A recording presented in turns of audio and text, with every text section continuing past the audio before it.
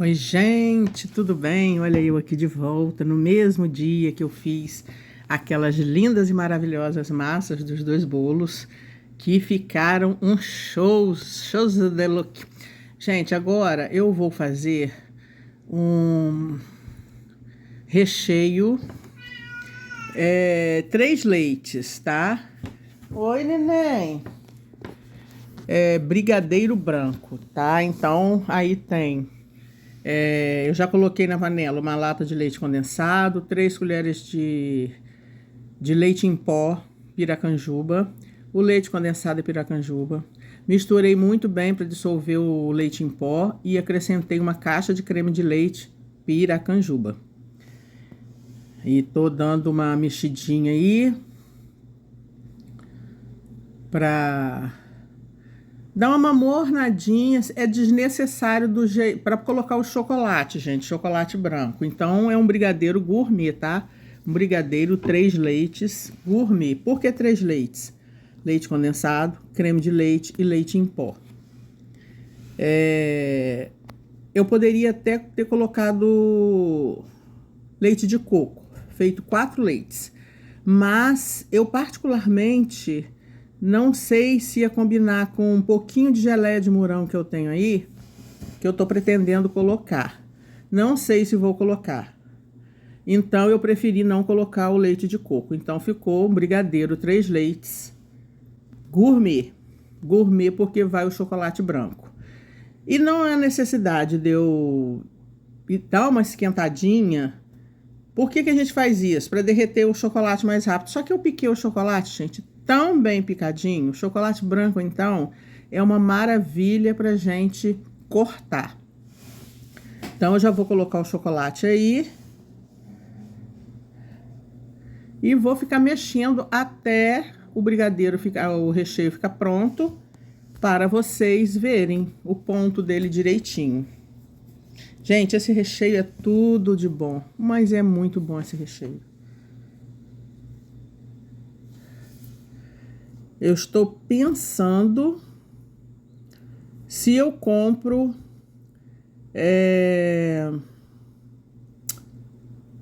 um pacotinho de frutas vermelhas congeladas, né, que tem aí para vender, que é muito mais barato que você comprar caixa de morango, né? Não é mais barato, mas olha aí, eu vou colocar o chocolate agora tão raspadinho, gente. Eu fui com a faca e fui cortando como se estivesse raspando, que ele corta com a maior facilidade. Estou usando da marca Genuine. Ultimamente, eu não trabalho muito com chocolate, né? Só para recheio mesmo, para cobertura, né? E de bolo e de doces. Mas eu ainda não trabalho com chocolate para fazer ovo de Páscoa, para fazer qualquer outro tipo de trabalho com chocolate. Então, gente, a gente pica bem fininho assim para derreter rápido, né? Então, normalmente eu coloco logo tudo junto. Dissolvi o leite em pó, eu já coloco o creme de leite e o chocolate. Vai derreter numa boa. É só uma dica que eu tô dando para vocês. Mas não tem essa necessidade não, tá? Ainda mais chocolate branco, que na verdade não é chocolate mesmo, né? E vamos mexendo e vamos conversando para o tempo passar. Porque aí é um tempo bom aí para ficar parado também sem falar nada. Gente, eu gostaria que vocês me dissessem o que vocês acharam das duas massas que eu fiz hoje, que graças a Deus todas as duas deram certo. Eu vou falar para vocês que eu não falei no vídeo das massas. O que acontece, gente? O meu forno fica lá fora. E eu, quando fiz aquelas duas massas que afundaram, eu tinha feito um bolo para mim também. Não sei se vocês se recordam disso. Eu botei um bolo grande para assar também, para comer com um cafezinho, né? E a forma era grande, que eu fiz o bolo para mim. E essas duas formas 15 por 10 são formas pequenas. O que acontece, gente? A gente não coloca no forno bolo para assar doce, que precisa de um assamento, por exemplo, creme brulee vai no forno, vai ao forno, né? Ele é assado. Então, se você coloca em vasilhas de tamanhos diferentes, a temperatura, o tempo de assamento é diferente. A temperatura não, mas o tempo de assamento é diferente, gente. Então, aconteceram vários fatores aí, como eu disse lá no vídeo. Uma forma grande, que precisou de mais tempo no forno. Duas pequenas, que necessitariam de 35, 40 minutos, conforme foi hoje. Ficou 40 minutos no forno, a 160 graus. As duas somente. E naquele dia tinha as duas e tinha a outra minha grande, né? Duas formas 15x10 e uma forma que deve ter uns 22 centímetros de diâmetro. Então, o que acontece? A quantidade de massa das formas 15x10 é muito menor que a quantidade de massa daquela forma grande que eu fiz o meu bolo. O tempo de assamento é diferente, é menos tempo. E o que aconteceu? Depois de 20 minutos assando, eu abri o forno. Tudo bem, desde que você faça rápido, porque a massa não está totalmente assada ainda, não tem problema. O que acontece? O que acontece é que o meu forno fica lá fora. O meu forno fica lá fora e o que acontece? Venta. Sabe aquele ventinho que você não percebe, aquele arzinho que passa que você não percebe? Que se meu forno estivesse dentro da minha cozinha, não aconteceria isso? Pois é. É isso.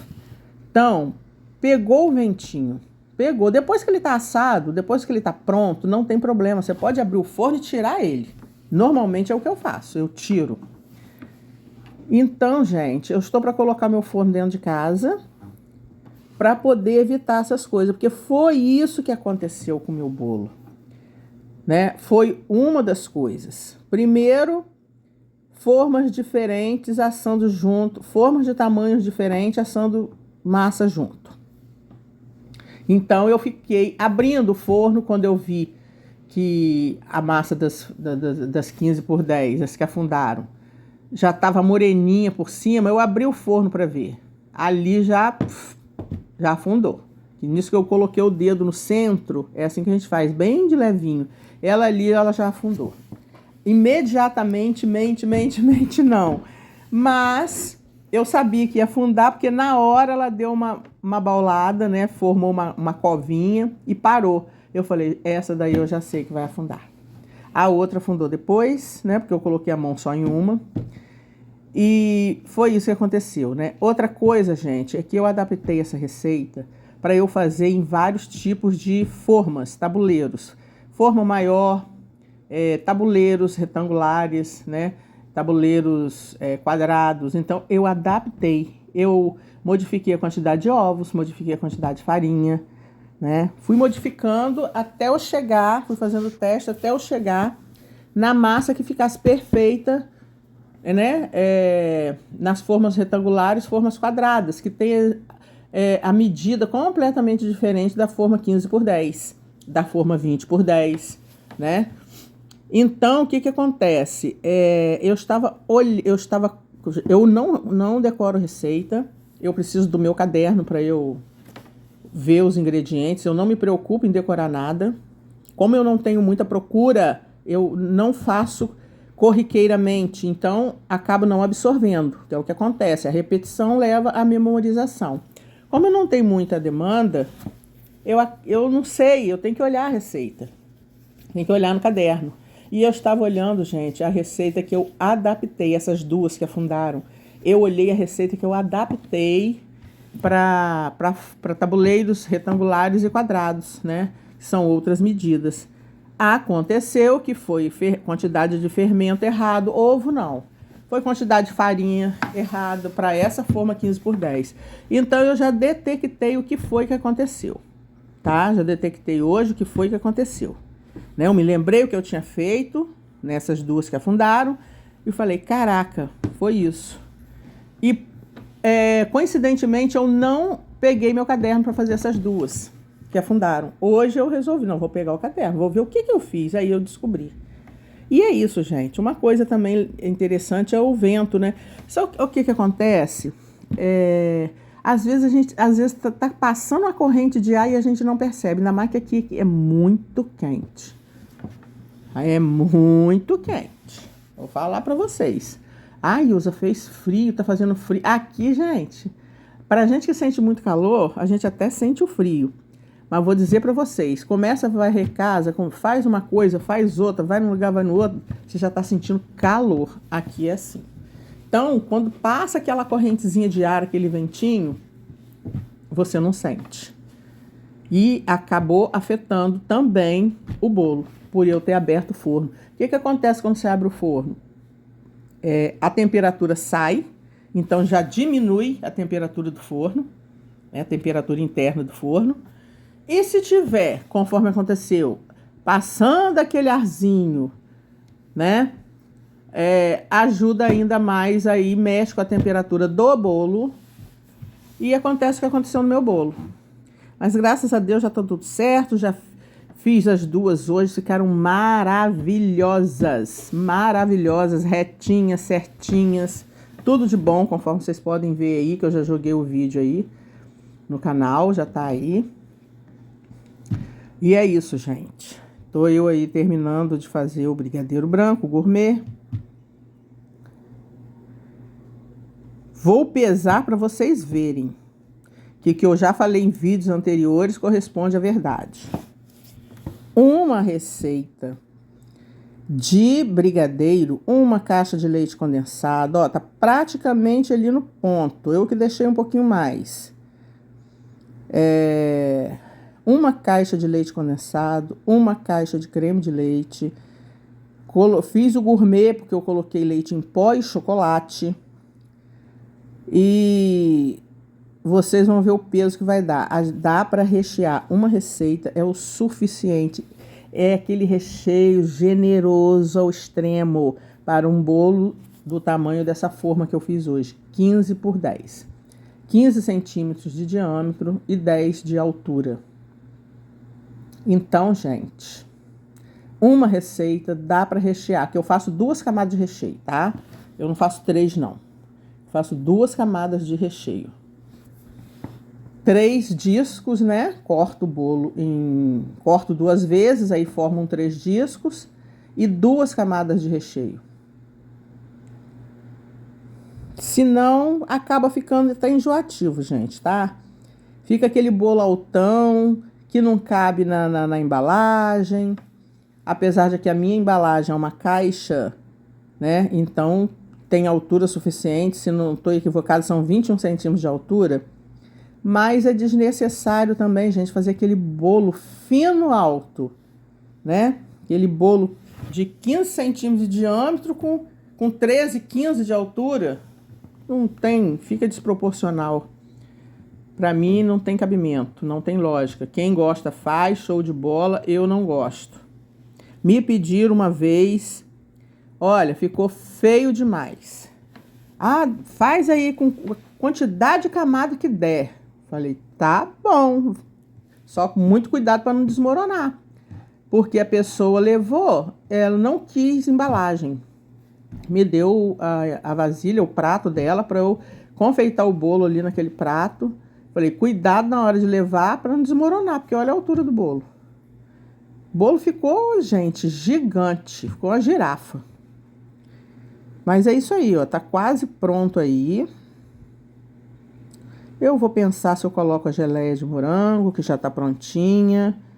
E se eu achar que é pouca geleia, eu vou ver se eu compro 1 quilo de frutas vermelhas. Tá na promoção, inclusive, eu vi a propaganda na loja hoje. Mas eu não sei se eu vou comprar, não. Porque, gente, eu não uso... Morango eu só uso como geleia. Eu não recheio o bolo com fruta fresca, com morango fresco. Né? Eu só faço a geleia, porque a durabilidade já é pequena, né? Dura aí uns 3 dias a geleia, né, de morango. Morango é muito perecível. Imagina cru, né? Fruta in natura. Não, não faço não. Quem quiser se arriscar, vai ter que assinar um contrato comigo. Não me responsabilizo. É brincadeira. Eu simplesmente não faço, gente. Morango fresco eu não faço. Para vender, não. Não faço. Ainda assim, como eu tenho pouquíssima procura, eu faço pouco bolo, eu tenho pouca encomenda. E quando alguém me pede morango, ninguém me fala que quer morango fresco. Então eu coloco o quê? A geleia do morango. Eu compro o morango e faço a geleia. Aí, gente, vocês coloquem a geleia no congelador, ela dura um tempo bom, tá? Dura um tempo legal. Aí, quando vocês tiverem que fazer um bolo com morango, faça a geleia, coloque no congelador, vocês vão ver só, coloca no freezer, que beleza.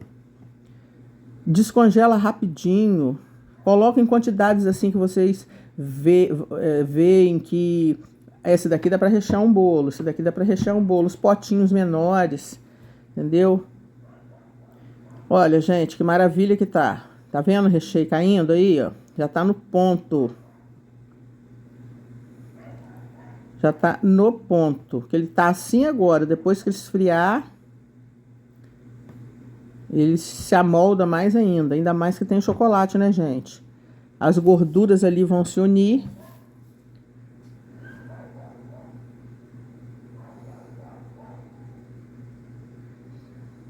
Eu tô ali vendo como é que tá a textura, né, dele quente. Ó, tá vendo? Ó. Desliguei. É isso aí. Agora eu dou mais uma mexida pra dar mais uma esfriada, porque essa panela aí, ela é grossa. Não é fundo triplo, mas é uma panela de alumínio grosso. Ó, como é que ele já aderiu à espátula, olha só. Olha como é que ele está. Quente. Aí, gente, na hora de rechear o bolo, se eu achar que passou um pouquinho do ponto, é só fazer isso que eu tô fazendo aí, ó. Eu coloco numa tigela e dou uma mexida boa, ou passo o mixer, chega no ponto bonitinho, rapidinho, maravilhosamente. Olha, eu vou pesar para vocês verem o peso que vai dar. Ó, tô tarando a balança, zerei. Vocês vão ver a quantidade de recheio que tem. Uma caixa de leite condensado, uma de creme de leite, 3 colheres de leite em pó e 100 gramas de chocolate, tá? Não falei, esqueci de falar, são 100 gramas. É uma barra, que a barra de chocolate vem dividida, né? É uma divisãozinha daquelas, são 100 gramas. Vocês vão ver o peso que vai dar esse recheio. Aí me diz se não dá para rechear fartamente um bolo de 15 por 10, com 2 camadas de recheio. É fartura de recheio.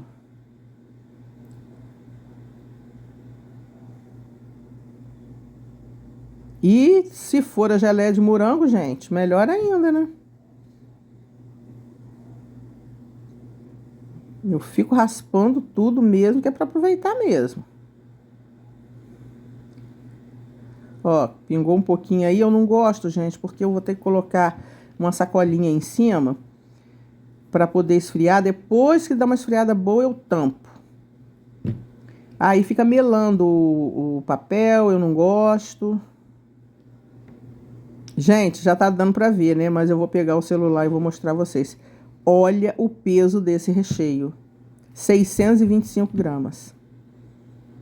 312 gramas e 50,5 para cada camada. Beijo!